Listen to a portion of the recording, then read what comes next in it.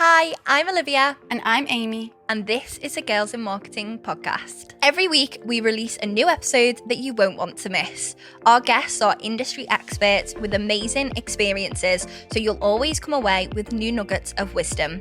From educational and inspiring episodes covering the latest in digital marketing to casual and fun chats with the Girls in Marketing team, unpacking marketing myths and trends, we've got it all. Here at Girls in Marketing, we're all about empowering and supporting women to be the best marketers they can be through our online learning platform and community. Check out our resources and membership to get involved, as we'd love to welcome you to our inner circle.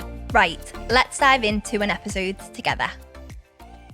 Hello and welcome back to the Girls in Marketing podcast. Today we're bringing you another snack episode and we're going to be talking all about memes in marketing. I think memes are such a big thing at the moment, and especially within marketing and social media, it's something that a lot of people are doing. They're kind of hopping on that trend. What are our feelings about memes? The good, the bad, the ugly? Yeah, I love a meme. I don't think I've ever met anyone who doesn't love a meme or hasn't seen a meme that's like made them laugh or they've resonated with. And yeah, I feel like for marketing purposes, they're always a good opportunity to kind of have fun, like connect with your audience. And I know from our Girls in Marketing socials perspective, memes are some of the best performing content we've had this year, like the Met Gala. The Met Gala always has like memeable moments, doesn't it? And yeah, we did a series of different memes for like obviously relating to marketers. And yeah, they were some of the best performing content we've had because it resonates with people at the end of the day, doesn't it? So yeah, I love a meme. I feel like there's nothing wrong with the odd meme. Maybe too many memes is an issue, but Yeah. I love a meme. Me and my boyfriend actually communicate solely through sending each other memes on like that we'll see on social media a lot of the time. Like he'll be in work or whatever, and we won't speak all day about anything substantial, but we'll have sent each other quite a lot of memes that we've seen, usually relating to cats, so or like just something random. But yeah, I like a good meme. I think definitely they work best for me when they really get me and I'm the perfect target audience. And I think that's when brands really get it right. I would say I think memes for the sake of memes are where brands can go wrong. Yeah. I think it's hard to get them wrong, but I do think there is that risk that you can either kind of create memes or jump on trends that aren't relevant or right for you, or use them in the wrong context, or just kind of use something that just doesn't resonate with your audience. It's too, it's the wrong target age group or whatever it might be. But generally, yeah, I quite like memes. Yeah, I think in general, when there is a brand and they do a meme, if they do it well, you are going to reach that target audience. But if you do it wrong, I feel like it's just a bit of a disaster. Yeah. And I think that sometimes people think that they should jump on every meme trend and do it just because other people are doing it. But I don't really think that's the case. Yeah, and I think it's memes on them big events that like the Met Gala or like the Brit Awards or something like that. It's all about timing, because if there's like a trending meme about the Brit Awards and then you do one from the Brit Awards 2 weeks later, and it's just people are sick of that meme by then. They've already seen them all. They've probably seen what you're sharing about it too.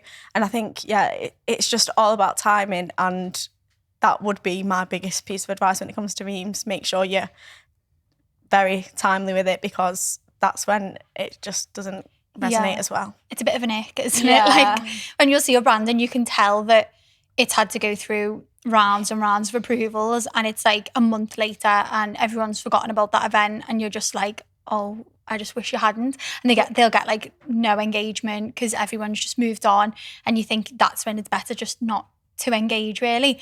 But I think memes can definitely form a really good part of your social media strategy. Obviously, it shouldn't be the long and short of it, and it's definitely something, like you say, that Kira, that can be, work quite well reactively. Although I still do think that, obviously for something like the Met Gala, they will have to be reactive, because you can't know what people are going to wear, what they're going to do, what pictures are going to be captured. But it would be proactive in the sense that you might have it scheduled into your social media calendar that is an event that's happening and something that you would look out for. Or equally have them key pain points of your target customer. So like, I don't know if it's, I'm thinking on spot here, like if you're, I don't know, let's think like an office company, like rent out offices or whatever, it might be like leaving the office early or something. Do you know what I mean? Like leaving the office early or like going for an early lunch or them kind of things what you can make memeable content about, just having them in mind before them reactive moments, and then you can be one of the first in there. I think that's always useful. Yeah, the classic memes always do well as well, don't they? You know, those ones that you kind of see again and again, because I know that a big thing really, obviously, that you were speaking about is that reactivity, and that's like short-lived as well. Whereas I do think that there's an element to memes and marketing that can be longer, like the ones that are like classic memes, like when you see them and you think you might have seen them like 100 times, but it's still funny because it's a different caption and it's something that you can relate to. So I think there is that element of like the short-lived stuff, but if you do want to have those memes within your strategy, but maybe you don't have the capacity for it to be reactive, I always feel like having those ones that are the classic memes are always a good way to kind of get started with them. Yeah, I agree. And just making it relevant for your brand, and thinking also about kind of how it fits into your social media strategy. So I think not only do you not want all of your content to be memes, but if you're a brand that's got a super serious tone of voice and then every now and then throws in a funny meme, it's just going to feel really out of the blue. So I think if you want to incorporate memes that you want to be funny and witty and engaging, you've got to try and think, okay, how can we make sure that this doesn't feel really alien within our tone of voice, and how can we maybe shift our tone of voice on social media as a brand to ensure that maybe we are a bit more approachable generally, and we do have a bit more of a conversational tone, so that when we share some of those things, it's not completely like, what on earth is that? Like, I wouldn't expect that from that brand. Because I think that's another example of when it cannot work, even if it's technically like the right type of meme for your audience. If it is really jarring in comparison to your usual tone of voice, it just feels really out of character, doesn't it? And it's just like, well, where's that come from? And then to go back to like a really corporate tone of voice is quite strange. So I think it's just thinking about the balance of like how it actually fits with the way you normally speak as well. Yeah. And also with that, if you get loads of followers off the back of a meme that isn't relevant to your brand, then you're going to have all of these followers, but they're not going to engage with any of your other content. So as much as memes are good for reach, they're not necessarily good directly if they're not related to your target audience. So, you know, if you were to post a meme and then, as you said, Amy, if it's not related to your brand or if it's not within your brand tone of voice, you may see, you know, 1,000, 2,000 followers skyrocket and be like, that's amazing. But then they never interact with you ever again. And then I just don't feel like that's value. Yeah, and then it's just like an unengaged follower, isn't it? I think you see that a lot on TikTok these days, where someone has a viral video and it's like, oh, amazing, like 1 million views. And then it's like, but if that hasn't reached your target audience, or hasn't reached, I don't know, people who are going to buy from you, or people who are even going to resonate with other things that you're going to be posting, it's kind of like, what's the point? Because at the end of the day, you want people to kind of go through that sales funnel, don't you? You want people to go through that marketing funnel. And yeah, it's just like, what's the point when they're not engaged? Yeah. I was actually going to say, that it's funny that you mentioned video, because I think memes are still popular, brands are still doing them, but they've been around for quite a while. And with the kind of surge in the popularity of short form video, TikTok, Reels, that sort of stuff, what relevance do you think they still have? I mean, I still personally think that they are quite, you know, prominent, and they still do well, particularly on like Instagram. And even as LinkedIn is becoming less of a super corporate professional platform, I think individuals in their personal brand using memes do really well. I think businesses on LinkedIn using memes do really well. Obviously, LinkedIn isn't as well known for kind of video content, is it? Like generally that those sort of static posts do better. But where do you see that kind of place for memes in social media content being, with short form video being so big? I think there's massive potential for them short form clips. We see it at the moment a lot on TikTok with the CapCut templates, where it's like, you obviously TikTok and CapCut are owned by the same company, so they kind of pushing for people to use CapCut as well. But I think they're like really easy to do them TikToks if you're short on editing times, and they usually do resonate quite well. So if you're scrolling through your feed, you'll see it where it's like someone's used like a specific template, and it's normally like a famous celebrity, where it's like Kim Kardashian, or like there's loads of Will Ferrell ones at the moment, and it's like use template, and then you just click on there, add your text to make it relevant, add like a background image or something, and then that's your meme. And it basically is the same things as them static memes, isn't it? Like it's your own version of that. So I think there's huge potential to use them and reach more people with them, because that's what we've been like integrating into our TikTok a bit more. And I think they do work really well. So I think there is huge potential there.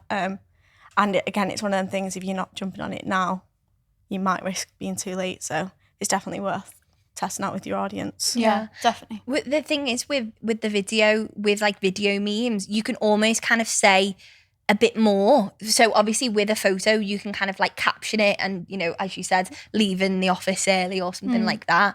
And then it's a picture. But if you have, you know, the kind of a bit of a video to go with it, like some of the ones that they do with like Will Ferrell and stuff, I've seen those ones. It's funnier because it's almost kind of like you've got that extra commentary. So it's even funnier to say, oh, it's not just an image, it's also a video as well. Because I always feel like when I'm on TikTok and I see those as a consumer, I am more likely to buy them. But then I do think that so many brands on TikTok get it wrong and they use it when it's not funny. And a lot of the time they use it for promos, so for TikTok ads. I always see memes being used for TikTok ads and ads in general. What is the vibe on ads and memes? Yeah, it's a difficult one, isn't it? Because I feel like memes, for me, generally, you want to consume them for the comedy value, for the funny like thing. And then I almost feel like, as soon as I see it's an ad, I'm like, I don't know, it turns me off a little bit. I understand why people or brands would opt to use memes for ads, because memes generally perform well, as we've already just said. So it makes sense to go, memes perform well, let's put ad spend towards them. So yeah, interesting. I think it probably makes sense for some brands, but I think as soon as you know that it's an ad, you're kind of like, I also think, like what you said, Liv, about when a brand will use one of those kind of like video memes and like, it'll be like, oh, when our such and such product sells out or something. And, you know, when you're just like, and no one cringe. And it's just a bit of an ick, because it's like, unless you are a massive brand and that's like really, really relatable. Like say, for example, it was, what's like a viral product at the moment, like that Stanley Cup thing or something. And if it was really relatable because like that actually is like selling out and it's massive or whatever, then fine. But like most brands that like maybe you've not heard of and stuff, and you'll see it and just be like, oh, like, do people really react like that when it's sold out? It's just, it's one of them, isn't it? So it's like, it's just getting the tone right, isn't it? Yeah, definitely. The last thing as well that I thought would be important to bring up is the potential to offend with memes. Because I think as a brand as well, obviously you've got tone of voice, you've kind of got general guidelines with branding. Sometimes memes don't hit the mark, but not in a way that doesn't make them funny, but in a way that potentially offends people. And I think that is sometimes an issue. So I don't know, like if you guys have got any advice for people when they're creating memes to avoid that kind of like, to keep it humorous but not to offend. I think one of the most important things for me is not just jumping on a meme trend because you've seen it, but actually going and doing your own research as to where it's come from.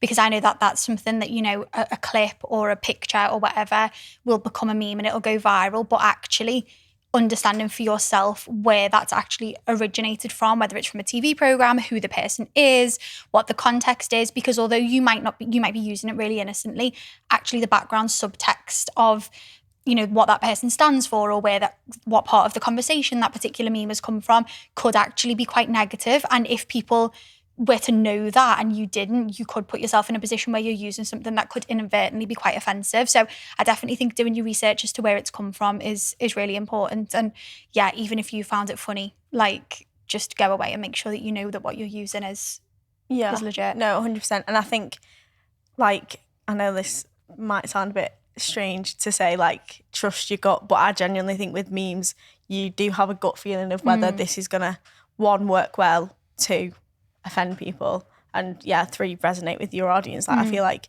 gut feeling is a huge thing, and test, like obviously doing your own research and showing it to someone else as well, like getting at least a second eyes of approval, I think is always helpful. Get some testers, but also in saying that, try and test it on people if you can that you know would be of that demographic, because another thing I think that can make using meme type of content quite difficult is that a lot of it's really like popular culture relevant, isn't it? And I think sometimes that can be what we were saying earlier about the approval process.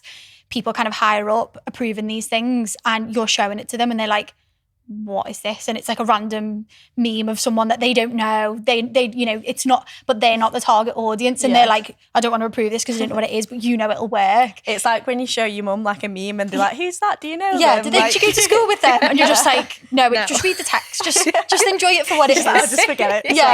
Yeah. So I think like testing it on the right audience. But I also think for anybody who has to go through those approval processes of people who, you know, aren't your target audience or demographic, that can be something difficult to navigate as well. So if proven to them that something successful is an issue, maybe try and gather some of that like feedback on it from your peers before you take it to people and say, actually, this will really resonate. You know, I've shown it to people who find it funny to help get sign off, because that can be a problem as well, can't it? Yeah.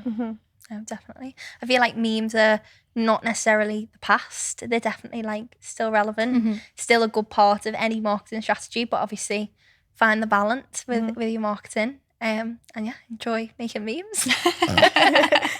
Thanks so much for joining us for another episode of the Girls in Marketing podcast. We love hearing from you, so if you enjoyed this episode, leave us a review to let us know your thoughts, and make sure you hit the subscribe or follow button to be the first to hear when our new episodes released. Don't forget, if you want to get involved with Girls in Marketing, check out our membership to join our incredible community of marketers. Think marketing resources, courses, webinars, and more. Find out more on our website or drop us a message on any of our social channels @Girls in Marketing.